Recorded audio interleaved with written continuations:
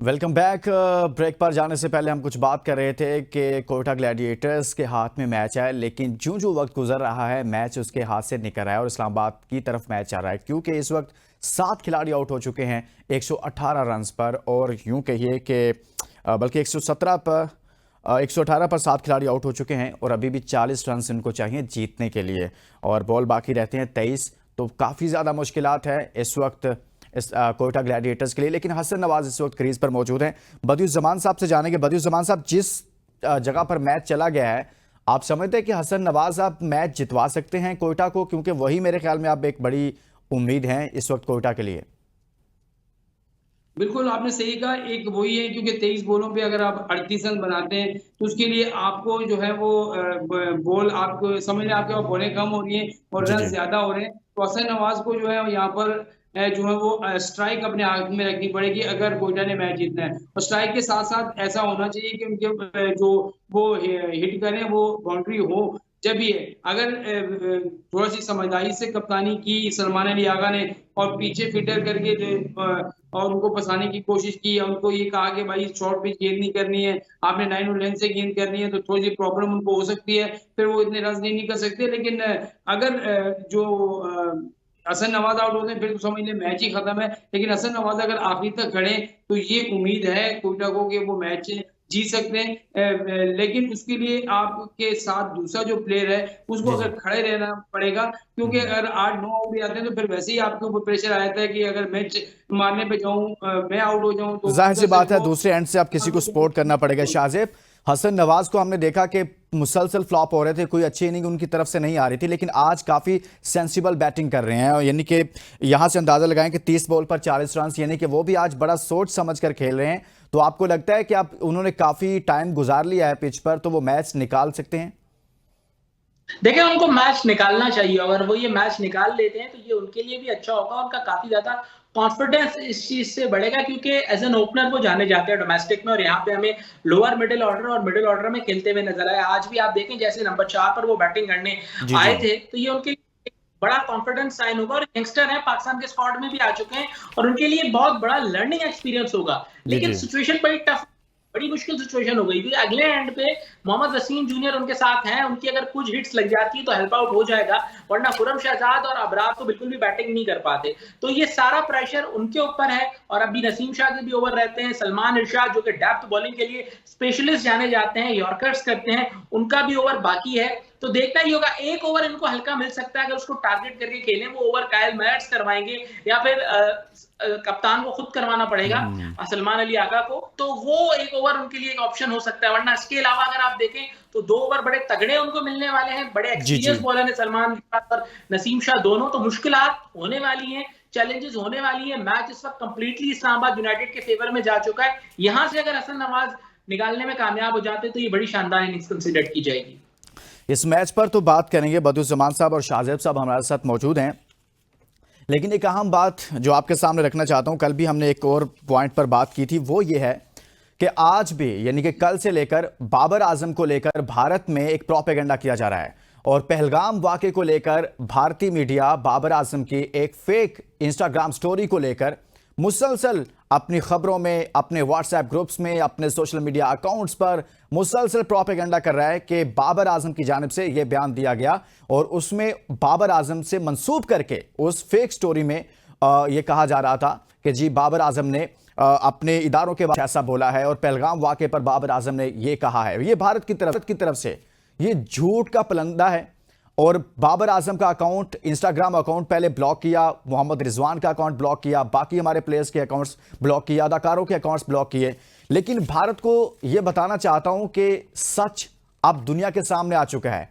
आप झूठ बोल रहे हैं, आप पूरी दुनिया के सामने प्रोपेगेंडा करके समझते हैं कि पहलगाम के मामले को आप इस तरह से करके दुनिया से छुपा लेंगे। जो आपने वहां पर एक स्क्रिप्ट तैयार करके दुनिया के सामने ड्रामा पेश किया, वो पूरी तरह से एक्सपोज हो चुका है। और बाबर आजम से यह मंसूब किया जा रहा है कि ये उनकी इंस्टाग्राम स्टोरी है, ये फेक है, ये गलत है, ये उनकी ऑफिशियल अकाउंट से ये इंस्टाग्राम स्टोरी नहीं शेयर हुई। तो ये भारतीय मीडिया को भी सोचना चाहिए। ये रहा आपका प्रोपेगेंडा, हमने डाला है इसको रद्दी की टोकरी में, तो बाज आ जाएं, इससे काम नहीं चलेगा। आपको सच का सामना करना पड़ेगा।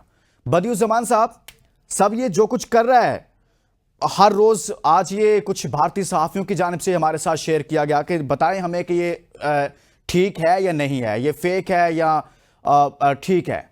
सर, ये इस तरह के प्रोपेगेंडा क्यों किया जाता है प्लेयर्स को लेकर, स्पेशली भारत की तरफ से?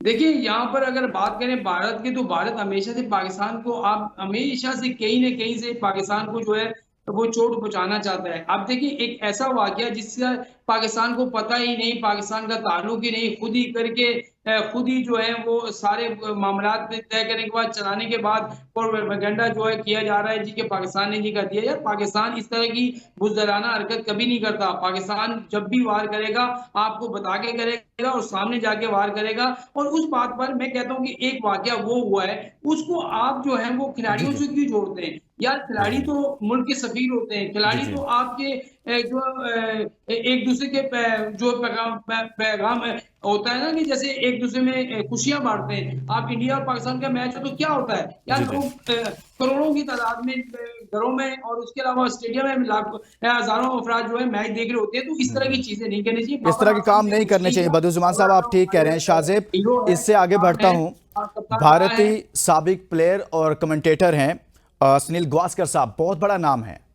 अब वो भी पीछे नहीं रहे। अब एशिया कप जिसकी मेजबानी भारत ने करनी है, जिसकी मेजबानी श्रीलंका ने करनी है, उसमें साहब कूद पड़े हैं और कूदे आसानी से नहीं है। कहते हैं मैं पाकिस्तान को उसमें एशिया कप में देखना ही नहीं चाहता। ये कौन कह रहे हैं? सुनील गावस्कर कह रहे हैं। यार, ये क्या मजाक कर रहे हैं ये लोग क्रिकेट के साथ? शाहजेब, मैंने उनका पूरा स्टेटमेंट सुना और उन्होंने ये कहा कि मैं नहीं देख सकता पाकिस्तान को एशिया कप में। आगे उन्होंने ये भी कहा कि अगर जरूरत पड़े तो एसीसी, जो कि एशियन क्रिकेट काउंसिल है, जिसके चेयरमैन इस वक्त मोहसिन रजा नकवी है, पाकिस्तान क्रिकेट बोर्ड के चेयरमैन, कह रहे हैं उसको खत्म कर दिया जाए। उसकी कोई जरूरत नहीं है, हम अपना 4 नेशन टूर्नामेंट करा लेंगे। इंडिया, अफगानिस्तान और कुछ इस तरीके की वो बातें कर रहे थे, या बोल रहे थे हम नेपाल को खिला लेंगे, हम हांगकांग को खिला लेंगे, हम पाकिस्तान से नहीं।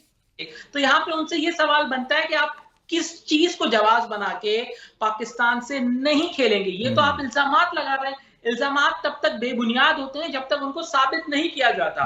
ग्लोबली, इंटरनेशनली आपने आज तक कुछ साबित नहीं किया, इसीलिए तो आप आईसीसी इवेंट्स में पाकिस्तान से खेलते हैं, इसीलिए तो एशिया कप में आप पाकिस्तान से खेलते हैं। इस मर्तबा आप साबित कर दें, फिर भले आप पाकिस्तान को निकाल दें या पाकिस्तान से ना खेलें, लेकिन आप वो कर ही नहीं सकते। आप मुझे ये बताएं ना, ग्लोबल इवेंट्स में किसकी सबसे ज्यादा चलती है? इंडिया की चलती है। इंडिया हर मर्तबा को अपने पूल में क्यों रखवाता है? एशिया कप में हमें सब पता है 80% एसीसी में जो है वो इंडिया के लोग अपॉइंटेड है। एसीसी हमेशा पाकिस्तान इंडिया को सेम ग्रुप में क्यों रखता है? वो क्यों मेक श्योर करते हैं कि पाकिस्तान इंडिया इस टूर्नामेंट में 2 मैचेस खेले और अगर फाइनल खेलते 3 मैचेस हो जाएंगे, सोने पे सुहागा हो जाएगा। पैसा बनाना होता है, ब्रॉडकास्टर का पैसा बन रहा होता है, इंडिया का पैसा बन रहा होता है। ये जो चीज आपको बेची जाती है ना कि पाकिस्तान होता है, सिर्फ पाकिस्तान को फायदा होता है, तो फायदा एक तरफा नहीं होता, वो फायदा 2 तरफा होता है। वो ब्रॉडकास्टर्स भी उसमें से पैसा कमाता है, ब्रॉडकास्टर भी इंडियन है, और Indian team, Indian cricket board, BCCI भी उसमें से पैसा कमाता है। तो अगर आप नुकसान पाकिस्तान को देंगे तो वो नुकसान आपको भी बर्दाश्त करना पड़ेगा।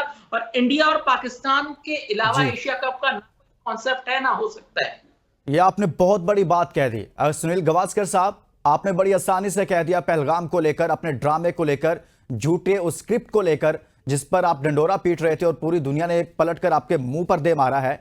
उसी पर मैं आपको कहना चाहता हूं कि आप पाकिस्तान की क्रिकेट के बगैर इंडिया की क्रिकेट नहीं चल सकती, आपकी क्रिकेट नहीं चल सकती, एशिया की क्रिकेट नहीं चल सकती, दुनिया की क्रिकेट नहीं चल सकती।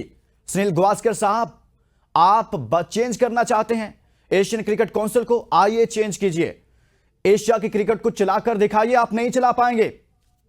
पाकिस्तान के बगैर दुनिया की क्रिकेट कहां पर है? अभी आपको पता चला चैंपियंस ट्रॉफी में आपने कहा था हम चेंज करेंगे, हम नहीं जाएंगे, हम नहीं खेलेंगे।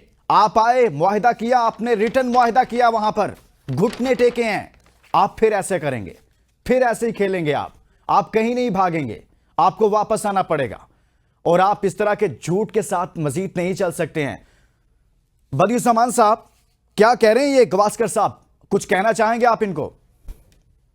देखिए, सुनील गावस्कर अगर देखें एक बड़ा नाम है, लेकिन वो इस तरह की छोटी छोटी बातें उसके मुंह से जेब नहीं देती। इस तरह की बातें नहीं करनी चाहिए। आप एक क्रिकेटर हैं और क्रिकेट का काम होता है कि दूसरे क्रिकेटर की रहनुमाई करना और आपस में लोगों को जोड़ना। लेकिन कैसे आप कह सकते हैं कि भाई जो है एसीसी में जो है वो पाकिस्तान को नहीं होना चाहिए, इनको बाहर निकाल के फेंको और ये करो, इनको एशिया कप में नहीं खिलाओ, किसी हांगकांग को लेके आओ। भाई हम भी कह सकते थे कि चैंपियंस ट्रॉफी हमारा इवेंट है, हम इंडिया को नहीं खिलाने बुलाना चाहते, हम इंडिया ना आए, भले ना आए, हम पाकिस्तान में इवेंट के लिए हम भी कर सकते थे। लेकिन पाकिस्तान ने हमेशा जो है आपके साथ जो है वो ताउन भी किया है, आपके साथ जो है वो नर्म रवैया भी रखा है, कहा जी ठीक है क्रिकेट है चलने दें। लेकिन सलीम गवास्कर साहब के मुंह से इस तरह की बातें मेरी समझ में नहीं आता, जेब नहीं देती। आपने शुएब अख्तर का अकाउंट बंद किया, आपने बासित अली का अकाउंट बंद किया, आपने हमारे जो रिजवान बाबर के जो है वहां पर अकाउंट बंद किए। अकाउंट बंद करने से आपको क्या मिलेगा भाई?